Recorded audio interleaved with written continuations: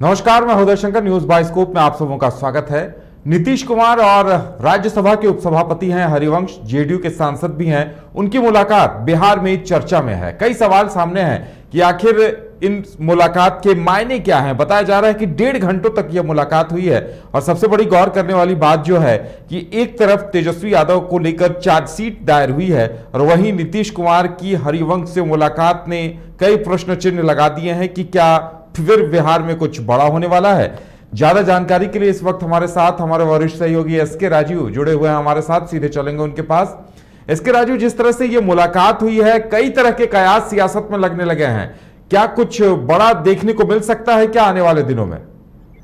नहीं, देखिए, निश्चित तौर पर आज की जो सबसे बड़ी खबर रही बिहार की वो ये रही कि हरिवंश जो कि राज्यसभा सांसद हैं जदयू के कोटे से, और आपको याद होगा कि जब उपसभापति बने थे उसके बाद जब 2022 में विधिवत जदयू और बीजेपी के बीच रिश्तों में संबंध विच्छेद हुआ, जब उसके बाद ये इस बात में क्या लगाए जा रहे थे कि हरिवंश भी उपसभापति के पद से इस्तीफा देंगे, लेकिन हरिवंश ने अपने पद से इस्तीफा नहीं दिया और नीतीश कुमार ने भी उनको इस्तीफा देने के लिए नहीं कहा। हरिवंश लगातार राज्यसभा में उपसभापति के पद पर काम करते रहे और हद तो तब हो गई जब नई लोकसभा का जब उद्घाटन होना था, उस समय यह कहा जा रहा था कि जदयू के जो सांसद है, व्हिप जारी किया गया पार्टी की तरफ से और यह कहा गया कि जदयू के सांसद इसमें पार्टिसिपेट नहीं करेंगे और हरिवंश से भी अपील की गई थी कि वो भी उसमें पार्टिसिपेट नहीं करें। लेकिन पार्टी लाइन से अलग हटकर या फिर पार्टी के व्हिप का उल्लंघन कर हरिवंश जो है वो लोकसभा के उद्घाटन में उन्होंने पार्टिसिपेट किया था, उन्होंने भाग लिया था और उसके बाद ललन सिंह जो जदयू के राष्ट्रीय अध्यक्ष, उन्होंने जमकर हरिवंश पर हमला बोला था और यह कहा था कि ये वही हरिवंश है जिन्हें नीतीश कुमार ने राज्यसभा भेजा और नीतीश कुमार की बदौलत ही आज वो उपसभापति बने, लेकिन पार्टी के साथ उन्होंने गद्दारी की है। लेकिन आज देखिए, उसके बाद इस बात पे क्या लगाए जा रहे थे कि हरिवंश के रिश्ते जो है वो अब नीतीश कुमार से ठीक ठाक नहीं है। लेकिन आज जब हरिवंश पहुंचते हैं सीएम हाउस से और लगभग 2 घंटे तक बैठक होती है नीतीश कुमार के साथ बंद कमरे में, तो अचानक बिहार का जो राजनीतिक तापमान है वो अपने परवान पर होता है और इस बात के कयास लगाए जाने लगते हैं कि क्या वाकई में हरिवंश अमित शाह या फिर बीजेपी का दूत बनकर के नीतीश कुमार के पास आए हैं। और नीतीश कुमार ने भी, आप देखे होंगे जो विजुअल है, नीतीश कुमार काफी वार्म वेलकम कर रहे हैं, बुके लेकर वो खुद हरिवंश का सम्मान करने के लिए वो खुद बाहर निकले थे गेट पर और उनको अपने साथ लेकर गए। तो यानी कि कहीं ना कहीं से जो लगातार इस बात से कयास लगाए जा रहे थे कि हरिवंश के साथ नीतीश के रिश्ते अच्छे नहीं है, उसका तो कम से कम उस अध्याय का आठ पटाक्षेप हो गया। दूसरी जो महत्वपूर्ण बात है कि 2 घंटे तक बंद कमरे में आखिर क्या बातें हुई। देखिए, जो राजनीति का जो मिजाज कहता है बिहार का, उसमें ये बात तय सीधे तौर पर ये क्लियर हो चुका है कि तेजस्वी यादव पर जिस तरीके से कल चार्जशीट हुई है और उसके बाद से लगातार न सिर्फ नीतीश कुमार परेशान है बल्कि लालू परिवार भी परेशान है, क्योंकि चार्जशीट होने के बाद और 147 पन्ने की चार्जशीट है उदय, और चार्जशीट होने के बाद उसमें अब गिरफ्तारी की तलवार जो है वो तेजस्वी यादव के ऊपर अटक रही है। अभी फिलहाल तेजस्वी विदेश के दौरे पर है, 9 तारीख को जब दिल्ली लौटेंगे, उसके बाद फिर सीबीआई क्या करती है ये आने वाला वक्त बताएगा। हमारे जो सोर्सेज है वो ये बता रहे हैं कि सीबीआई कभी भी तेजस्वी यादव को गिरफ्तार भी कर सकती है। ऐसी स्थिति में नीतीश कुमार के पास बड़ी एक पसोपेश की स्थिति में नीतीश कुमार है कि आखिर अगर डिप्टी सीएम अरेस्ट हो जाते हैं तो फिर आखिर सीएम क्या करेंगे, क्योंकि उनके ऊपर करप्शन के चार्जेज हैं और जो ये दूसरी बार सीबीआई ने चार्जशीट दायर किया है जिसमें कई आरोप लगाए गए हैं तेजस्वी के ऊपर, तो नीतीश कुमार आखिर उस आरोप को कैसे खंडित कर पाएंगे। दूसरी महत्वपूर्ण बात है कि आपको ये याद होगा कि आज से 3 दिन पहले लगातार संडे को भी कई सांसदों के साथ उनकी मीटिंग हुई है, कल भी हुई है और आज भी कुछ सांसदों से भी मिले हैं। इससे पहले अपने जदयू के विधायकों से वो मिल रहे थे और ऐसा पहली बार हुआ है उदय कि जब नीतीश कुमार इस तरीके से अपने विधायकों और सांसदों से एक करके मिल रहे हैं, तो इस बात के कयास लगाए जा रहे हैं कि बिहार की सियासत में कुछ बड़ा खेल हो सकता है। कुछ जो राजनीतिक जानकार है वो ये कह रहे हैं कि अगला जो 72 घंटा है वो बिहार की सियासत में काफी भारी पड़ने वाला है और हो सकता है कि बिहार में सरकार भी जो है वो नए सिरे से फिर से रिफॉर्म करे। तो क्या कुछ होगा ये तो राजनीति, ये तो भविष्य के गर्भ में छिपा है, लेकिन इतना तय है कि हरिवंश की ये मुलाकात जो है, इस मुलाकात के कई मायने हैं। अब इस मुलाकात के क्या मायने हैं ये आने वाले दिनों में पता चल जाएगा।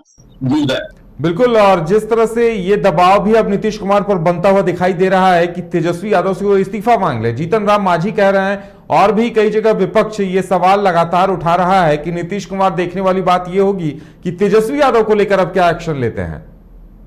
देखिए, नीतीश कुमार की जो अपनी छवि रही है वो पूरी एक स्वच्छ राजनेता की छवि रही है। और यही वजह है कि जब वो 2005 में सत्ता में आए तो सुशासन का नारा उन्होंने बिहार में दिया था, और आज भी उनको लोग सुशासन बाबू के नाम से जानते हैं। नीतीश कुमार एक ऐसे राजनेता हैं जिनके ऊपर आज तक कोई दाग नहीं लगा, कोई आरोप नहीं लगा। 17 साल से मुख्यमंत्री हैं, दो टर्म वो केंद्र में भी कैबिनेट मंत्री रहे अटल बिहारी वाजपेयी की सरकार में, तो उनके ऊपर कोई दाग नहीं लगा है। तो नीतीश कुमार निश्चित तौर पर इस दाग से बचने की कोशिश करेंगे। और यही वजह है कि 2017 में जब बिहार में आरजेडी के साथ नीतीश ने अपना गठबंधन तोड़ा था, उस समय भी यही उन्होंने कहा था कि भाई जो दाग लगे हैं वो दाग हमारे लिए अच्छे नहीं है।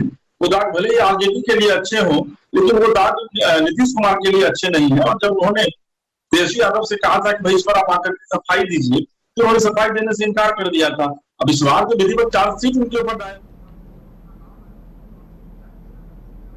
सीबीआई ने कल प्रेस रिलीज जारी किया है, उन्होंने यह कहा कि उनके पास पुख्ता प्रमाण है इस बात के कि तेजस्वी यादव ने किस तरीके से करप्शन किया है। तो अब निश्चित तौर पर सीबीआई एक स्वतंत्र जांच एजेंसी है, अब एक केंद्रीय जांच एजेंसी अगर एक डिप्टी सीएम, और आपको याद होगा कि किस तरीके से दिल्ली के जो पूर्व उप मुख्यमंत्री है मनीष सिसोदिया, उनको इसी तरीके से उन पर चार्जेस लगा करके पहले चार्जशीट दायर की गई और फिर उनको गिरफ्तार कर लिया गया और अभी तक वो जेल में बंद है।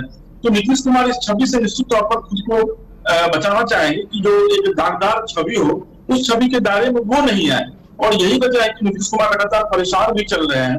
हालांकि इन सबके बीच आज हरिवंश की मीटिंग जो है वो निश्चित तौर पर कुछ और ही बयान कर रही है। और जैसा मैंने आपको पहले भी बताया कि नीतीश कुमार ये कभी नहीं चाहेंगे कि उनके ऊपर दागे, क्योंकि लोकसभा चुनाव भी है 2024 में, फिर आपको जनता के बीच जाना है। 2025 के दिसंबर में फिर बिहार विधानसभा चुनाव भी है।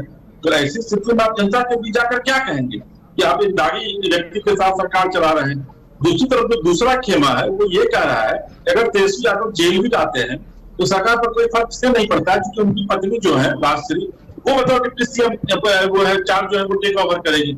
लेकिन क्या कुछ होगा, देखिए राजनीति पूरी तरीके से संभावनाओं का खेल है, और राजनीति के भविष्य में क्या कुछ छिपा रहता है ये स्वयं राजनेताओं को भी नहीं पता होता है। लेकिन इतना तय है कि बिहार की सियासत जो है इन दिनों निश्चित तौर पर आप एक तरीके से कह सकते हैं कि अस्थिरता के दौर से गुजर रही है, और ये अस्थिरता कब तक कायम रहेगी ये देखने वाली बात होगी। बिल्कुल लश्कर राजू, एक तरफ सम्राट चौधरी भी हमला बोल रहे हैं, लगातार सवाल उठा रहे हैं नीतीश कुमार को लेकर। वहीं दूसरी तरफ अब अगर आरजेडी की बात की जाए तो आरजेडी अपने स्थापना दिवस को लेकर तैयारियों में जुटी हुई है। इस मौके पर जगदानंद सिंह कह रहे हैं कि अब जो टूट की बातें हो रही हैं ये सिर्फ महाराष्ट्र में हो सकता है, लेकिन ये ऐसा कुछ बिहार में नहीं हो सकता। और वो सीधे सीधे कह रहे हैं क्योंकि यहां लालू यादव शासन में है, लालू यादव के हाथ में सत्ता की कमान है, तो ऐसे में उस तरह की फूट यहां या फिर टूट नहीं देखने को मिल सकती है। तो आखिर इन सब चीजों को लेकर जो जिस कॉन्फिडेंस से वो कह रहे हैं कि लालू यादव के होते हुए ऐसा नहीं हो सकता, तो इसके पीछे क्या वजह है?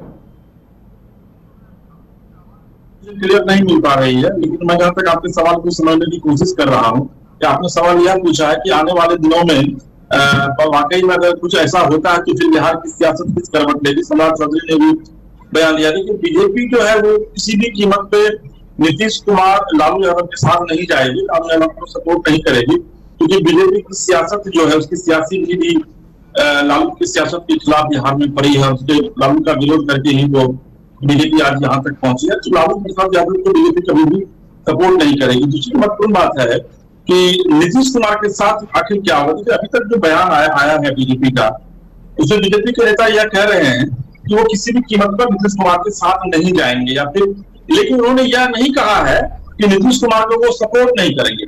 देखिए जो राजनीति है ना, उसमें आपको याद होगा कि कई बार कई प्रदेश में इस तरह के हालात बनते हैं, और वैसी स्थिति में आपको याद होगा कि 1990 में भी जब लालू प्रसाद यादव पहली बार सत्ता में आए थे तो बीजेपी के सपोर्ट से ही उनकी सरकार बनी थी, और बीजेपी ने बाहर से उनको अपना समर्थन दिया था। इस बार भी कुछ वैसे ही हालात बन सकते हैं। अगर नीतीश कुमार अलग होते हैं आरजेडी से, तो ऐसी स्थिति में वो अपने में आ जाएंगे। तो बीजेपी के पास एक ऑप्शन ये बचता है कि बीजेपी नीतीश कुमार का विरोध करेगी, सरकार में शामिल नहीं होगी, लेकिन सरकार को अपना समर्थन दे करके बाहर से सरकार चलाने में उनकी मदद करेगी। क्योंकि बीजेपी को यह लगेगा कि ऐसा अगर वो करती है तो जनता के बीच जाने में भी उनको फायदा मिलेगा। बीजेपी को जनता के बीच में एक मैसेज देने की कोशिश करेगी कि भाई देखिए हम तो नीतीश कुमार के साथ गए नहीं, लेकिन चूंकि लालू जो है भ्रष्टाचारी है, उनको रोकना था, तो मैंने बाहर से नीतीश कुमार को समर्थन दिया। दूसरा जो राजनीति का मिजाज कहता है वो ये कह रहा है उदय कि लालू प्रसाद यादव कांग्रेस के काफी नजदीक है इन दिनों, वाम दल के काफी नजदीक हैं, और उनके पास जो एक संख्या है उसको, उस संख्या को, और अगर कांग्रेस और वाम दल को मिला दिया जाए तो सिर्फ 12 विधायक कम बचते हैं। तो 12 विधायक को हो सकता है कि वो जदयू से तोड़ दें, इस बात की चर्चा भी जोरों से है कि जदयू को तोड़ने की तैयारी जो है वो आरजेडी कर रही है। और विधानसभा अध्यक्ष अवध बिहारी चौधरी आरजेडी कोटे से है। अवध विधानसभा अध्यक्ष के पास इतना पावर है, आपको ही पता है कि जो 12 विधायक अगर वो आरजेडी तोड़ के लेती है तो उसको अलग उनका एक मान्यता को सदन के भीतर दे देंगे और उसके बाद सरकार आराम से लालू प्रसाद यादव की सरकार चलती रहेगी और मुख्यमंत्री के रूप में हो सकता है कि तेजस्वी की बात को मुख्यमंत्री बना दिया जाए। लेकिन ऐसा होगा नहीं, ये हिपोथेटिकल है, क्योंकि देखिए नीतीश कुमार भी राजनीति के बड़े माहिर खिलाड़ी हैं, तोड़ जोड़ में बड़ा विश्वास करते हैं, बड़ी तिकरमी है राजनीति में। यही वजह है कि उनको कभी मेजोरिटी नहीं मिली, लेकिन 17 साल से बिहार में वो मुख्यमंत्री की कुर्सी संभाल रहे हैं। वहीं दूसरी तरफ लालू यादव भी बहुत मैच्योर पॉलिटिशियन और तोड़ जोड़ में काफी विश्वास करते हैं। तो ऐसा नहीं है कि महाराष्ट्र में जो घटना हुई है वो यहाँ नहीं हो सकती है, यहाँ भी इसकी पुनरावृत्ति हो सकती है। लेकिन चूंकि बिहार में बीजेपी है और बीजेपी ऐसा कभी नहीं होने देगी कि लालू प्रसाद यादव की पार्टी सरकार में चली जाए और नीतीश कुमार बाहर चले जाए और बीजेपी बाहर मुंह देखती रह जाए। और अगर वाकई में स्थिति बनती है तो फिर नीतीश कुमार बिहार में असेंबली को वो डिसॉल्व करेंगे और फिर वो चाहेंगे कि बिहार में फिर से जो है वो लोग पार्टियां जो है वो जनता के बीच जाए और फिर जनता जिसको मैंडेट दे उसकी सरकार बनेगी। बिल्कुल, जिस तरह से घटनाक्रम घटे हैं और जिस तरह से कयास लगाए जा रहे हैं, ऐसे में इतना जरूर है कि कुछ न कुछ होने की सुगबुगाहट तो है। देखिए निश्चित तौर पर कुछ ना कुछ सुगबुगाहट तो हो रही है। जैसा मैंने आपको बताया भी कि ये 72 घंटे जो अगले हैं वो बिहार की सियासत पे काफी भारी पड़ने वाले हैं। अगर इन 72 घंटों में कुछ नहीं होता है तो फिर 15 अगस्त के पहले का वेट करना होगा, क्योंकि हो सकता है कि उसके पहले कुछ बिहार में देखिए तेजस्वी यादव की गिरफ्तारी क्या होती है, गिरफ्तार होते हैं या नहीं होते हैं। अगर गिरफ्तार नहीं होते हैं तो फिर जो सियासी खेल जो बिहार में चल रहा है उस तरीके से चलता रहे। लेकिन अगर गिरफ्तार होते हैं तो निश्चित तौर पर बिहार में एक अस्थिरता का माहौल जो है वो बनेगा और सरकार पर उसका असर कहीं ना कहीं से पड़ेगा। जो पिछले कुछ दिनों से अगर आपकी बिहार की राजनीतिक गतिविधियां हो रही है, जो हलचल है, उसको देखते हुए इस बात से इनकार कम से कम नहीं किया जा सकता है। जी जुड़ने के लिए और तमाम जानकारी देने के लिए आपका बहुत बहुत धन्यवाद। तो बिहार के लिए आने वाले 72 घंटे बहुत महत्वपूर्ण है, ऐसा बताया जा रहा है। देखने वाली बात यह होगी कि क्या वाकई में बिहार में कुछ होता है, क्या तेजस्वी यादव पर कोई एक्शन होता है या फिर कोई टूट की बात सामने आती है या नीतीश कुमार एक बार फिर से पलटी मारते हैं। कई सारे सवाल हैं, इंतजार इस बात का है कि देखें आने वाले वक्त में क्या कुछ होता है।